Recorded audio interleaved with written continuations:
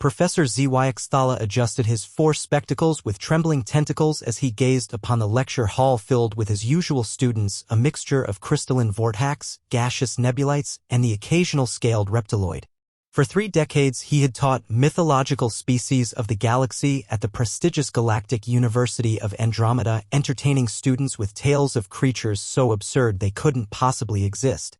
Today, class, we continue our study of the legendary humans, Zwiextala announced, his voice carrying the confident tone of someone who had never been wrong about anything mythological.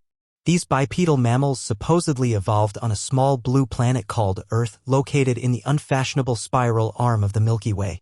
A vortex student's crystal body chimed with laughter. Professor, remind us again why anyone would believe in such ridiculous creatures? Zwiextala's eye stalk swiveled with amusement. Ah yes, the absurdities. Legend claims these humans have only 2 eyes, positioned on the front of their heads. Imagine the limited field of vision. They allegedly possess just 1 brain, no backup consciousness, and most hilariously, they supposedly reproduce through something called emotional attachment. The classroom erupted in the various sounds of alien laughter, chimes, buzzes, and harmonic frequencies that would have shattered human eardrums. But Professor, interjected a nebulite, its gaseous form shimmering with curiosity. What about the stories of their impossible achievements, building machines that fly, splitting atoms, creating artificial intelligence? Pure fantasy. Zwiextala waved his tentacles dismissively. Any species capable of such feats would need at least 6 brains and redundant organ systems. The mythology suggests they accomplished these things while living for barely a century. Preposterous. Just then, the lecture hall's main entrance hissed open. Every alien head, crystal, and gaseous form turned toward the sound. What walked through the door made the entire class fall silent. 2 creatures, exactly as Zwiextala had described, entered the room. They stood upright on 2 legs, had hair growing only from the tops of their heads, and wore simple fabric coverings. The female carried a small device that beeped softly while the male held what appeared to be a primitive communication tablet. Excuse me, the female said, her voice carrying across the stunned silence. We're looking for the Galactic University's registration office.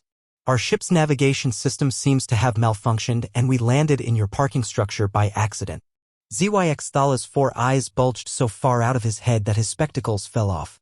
1 tentacle pointed shakily at the visitors while another scrambled to retrieve his eyewear. Why you're. The crimson sky of Kepler 442b stretched endlessly above the makeshift research station, its alien atmosphere thick with the metallic tang of unfamiliar gases. Commander Elena Vasquez crouched behind a crystalline formation, watching the towering figures of the Zephyrian Empire march across the barren landscape. Their obsidian armor gleamed under the binary suns, and their weapons hummed with lethal energy. For 3 years, humanity had been on the run. The Empire's conquest of Earth had been swift and merciless, scattering the survivors across the galaxy like seeds in a cosmic wind. But Elena and her team weren't just refugees, they were humanity's last hope, carrying knowledge that could shift the balance of power in the universe. The quantum resonance device sat in the center of their hidden laboratory, its surface pulsing with an ethereal blue light. Professor Marcus Kane, the elderly physicist who had designed it, wiped sweat from his brow as he made final adjustments to the complex machinery.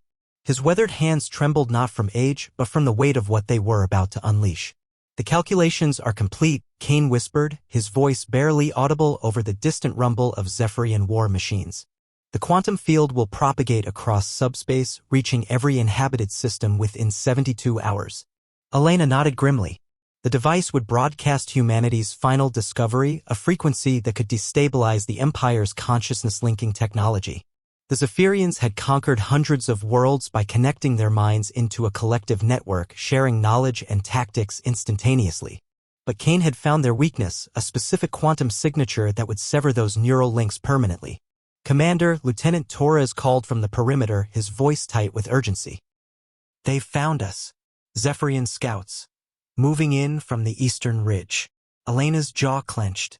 They needed more time, but time was a luxury they no longer possessed. The Empire's forces were closing in, their biomechanical hunters sniffing out human traces with predatory efficiency.